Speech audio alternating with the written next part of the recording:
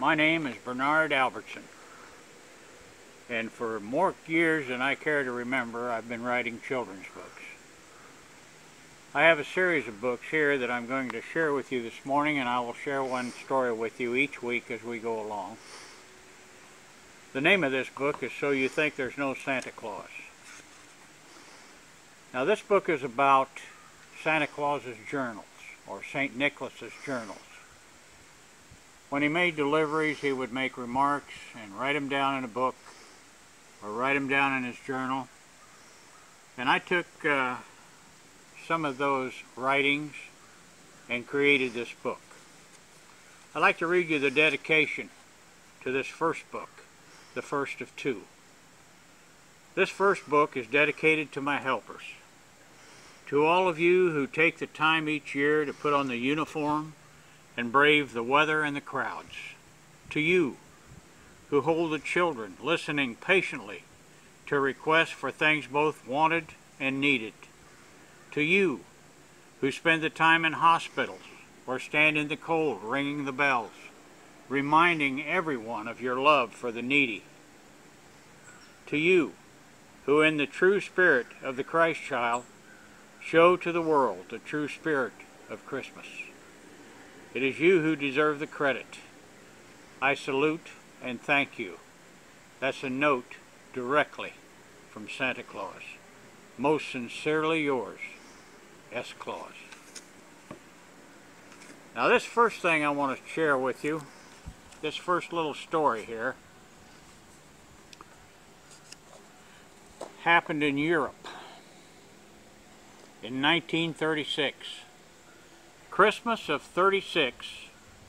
It had been 15 minutes after it hadn't been 15 after we'd left the coast of France. I noticed there was a great deal of fog when we crossed the channel, but hadn't paid much attention. Anyway, we'd made several thousand deliveries and were headed for London when it happened.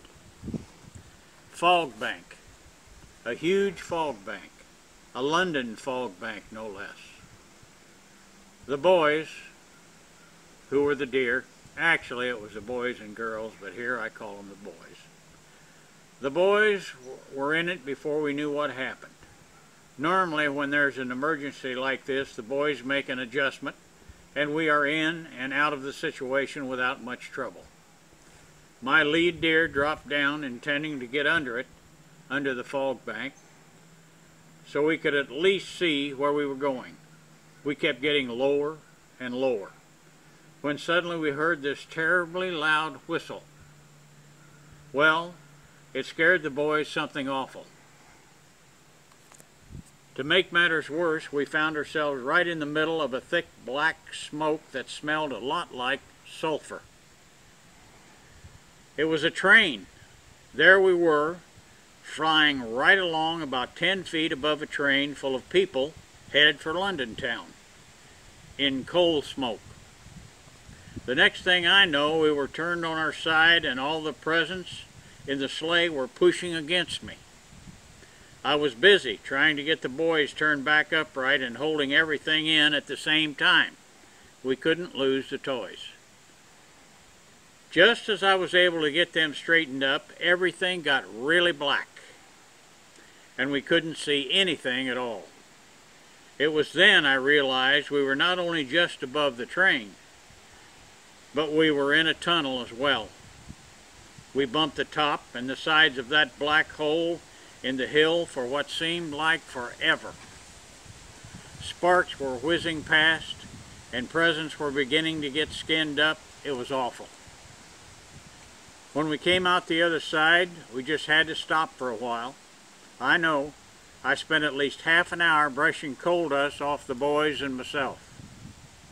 Of course, once you've been in that situation and are that dirty, there is no getting cleaned up until you get home.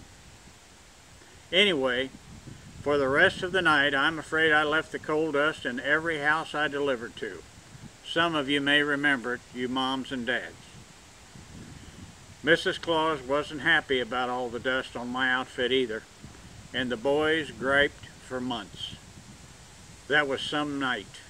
My snack that night, and I had a snack each night, Mrs. Claus always packed me a snack. My snack that night was goat's milk and fresh bread from Greenland.